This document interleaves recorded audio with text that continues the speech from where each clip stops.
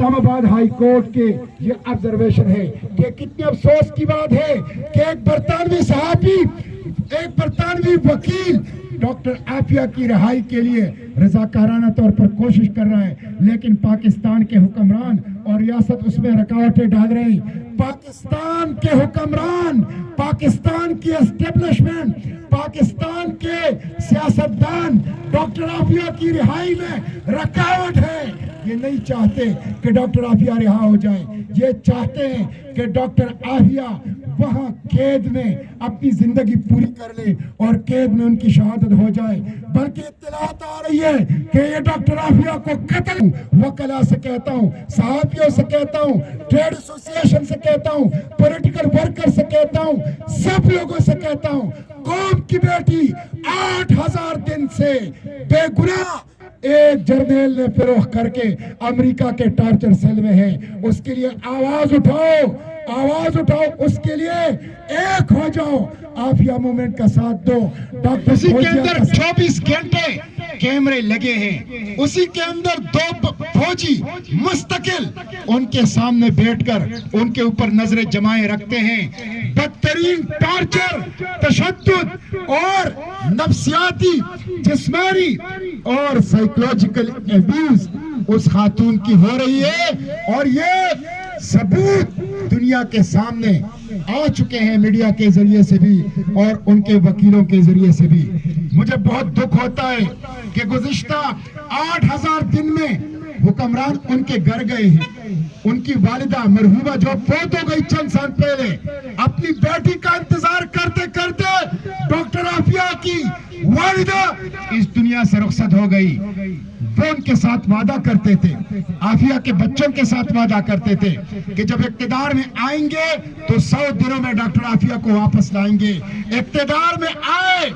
5 سال حکومتیں کی، لیکن ڈاکٹر عافیہ کو بھول گئے، غداری کی ڈاکٹر عافیہ کو اس کے ساتھ، ان کے والدہ، ان کے بچوں کے ساتھ، قوم کی بیٹی کے ساتھ، پولیٹیکل پوائنٹ سکورنگ کے لیے، پولیٹیکل مائلیج کے لیے ان کو تو استعمال کیا، لیکن ان کی رہائی کی کوئی کوشش نہیں کی۔ ابھی جب بائیڈن جا رہا تھا تو امریکی صدر کے پاس ہر وقت کسی کو معاف کرنے کا اختیار ہے، لیکن جب وائٹ ہاؤس کوئی صدر چھوڑتا ہے تو اس وقت بڑے پیمانے پر وہ معافیا دیتا ہے، یہ ایک روایت ہے۔ بائیڈن نے 8,500 سے زائد معافیا دی، 8,500 سے زائد لوگوں کو، ایسے قاتلوں کو جن پر پھانسی کا حکم ہو چکا تھا اور ڈیتھ رو میں تھے، پھانسی کے انتظار میں تھے، ان کو بھی معافی دے دی۔ بینک ڈکیتی کے مجرموں کو معافی دے دی، چین کے جاسوسوں کو معافی دے دی، اور ایسے لوگوں کو بھی معافی دے دی کہ جو پری ایمپٹیو کلیمنسی، جو مستقبل میں کوئی جرم کریں گے تو اس کی آج ہی معافی دے دی۔ معافی اگر نہیں ملی تو قوم کی بیٹی ڈاکٹر عافیہ کو نہیں ملی۔ حالانکہ ڈاکٹر عافیہ کے وکیل کلائیو اسمتھ نے 80,000 الفاظ پر مشتمل کلیمنسی پیٹیشن جمع کیا تھا، ڈاکٹر عافیہ کی رہائی کے لیے اسے بائیڈن آفس تک پہنچا دیا تھا